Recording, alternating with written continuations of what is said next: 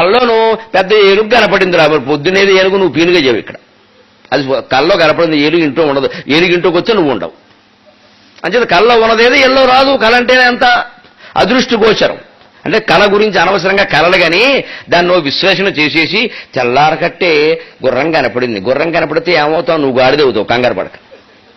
దీనికి ఒక పెద్ద శాస్త్రం, దానికో స్వప్న శాస్త్రం పుట్టించారు. మీకు అనుమానాలు వచ్చిన కొద్దీ మా పండితులు శాస్త్రాలు పుట్టిస్తారు, నన్ను మండించండి. నిజంగా లేవు అవన్నీ. పుట్టుమచ్చలకు శాస్త్రం ఎంత దరిద్రం అండి జాతికి.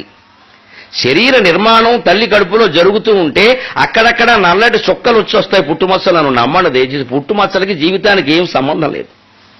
శకునానికి జీవితానికి సంబంధం లేదు. అనవసరంగా వితంతువుల్ని కొంతమందిని అవమానిస్తున్నారు. చాలా తప్పమ్మా, పాపం అది. వితంతువు ఎదురు రాగానే దిక్కుమాలని ఎదురొచ్చి ఆవిడేమో భర్తను చంపేసింది, నాకు అర్థం కాదు. భర్త పోయి ఆవిడ బాధపడుతుంది, ఆవిడ కనపడితే తిడతావా?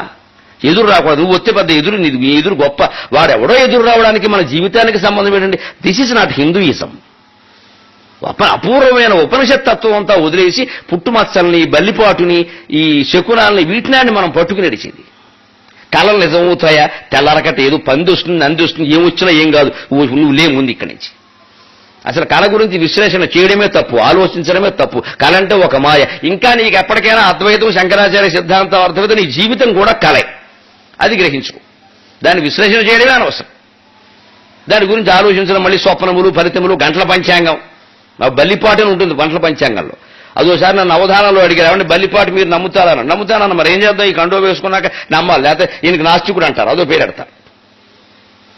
అంటే వాడు అడిగారు సరదాకి, ఏమంటే బల్లి శిరస్సు మీద పడితే మృత్యు అంటారు, తొడ మీద పడితే భోగం అంటారు, అవన్నీ నిజమా అన్నారు. నిజమే అన్న సరదాకి.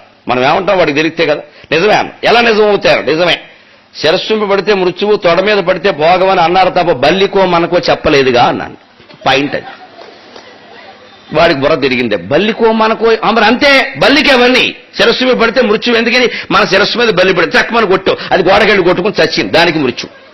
తొడ మీద పడితే భోగం. గోడల్లో, బూజుల్లో, దిక్కుమాలని చోటంతా తిరిగే బల్లి నీ తొడ మీద పడితే కుర్రాన్ని బెడ్ మీద పడినట్టే, దానికి అది భోగం. అందుకని బల్లి కోసం రాశారు పంచాంగం. అది చూసుకుంటుంది, నువ్వు మానయ్యన్నాను. గుడ్డి నమ్మకాలంటే నాకింత మంట.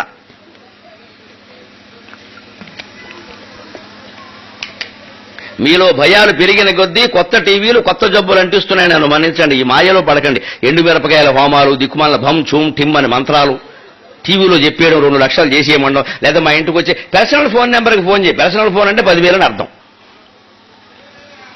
ఇక నువ్వేదో కష్టం చెబుతావు, ఆయన నీకు 10,000 వేస్తాడు పెనాల్టీ. నువ్వు చేయలేవు, చెప్పను నేనే చేస్తా అంటాడు. అసలు ఆ మనిషిని చూడండి మీరు, వాడో భూతంలా, ప్రేతంలా, పిశాచంలా ఉంటాడు. మనిషి బెడిసి కొట్టిన ఉపాసన చేసిన వాడు ఎలా ఉంటాడో అలా ఉంటాడు. అస్థి పంజరంలో వాడు మంత్రాలు చెబుతాడు.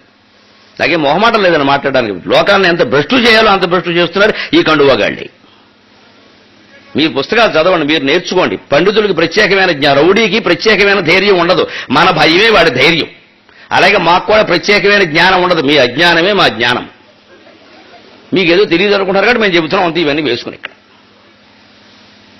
అందుకని చెబుతున్నాం, స్వప్నలబ్ధ పదార్థం పోలే కలలో లభించిన దాని గురించి మళ్ళీ మాట్లాడక. అది నిజం అవుతుంది, అది అవుతుంది, దీని గురించి ఆలోచించగా. ఇట్స్ ఏ డ్రీమ్, వదిలే ఆ విషయాన్ని. అదో భ్రమ. అలా ఉంది. ఇంకా చివరి మాట చెబుతున్నాం, నర్తనశాల యొక్క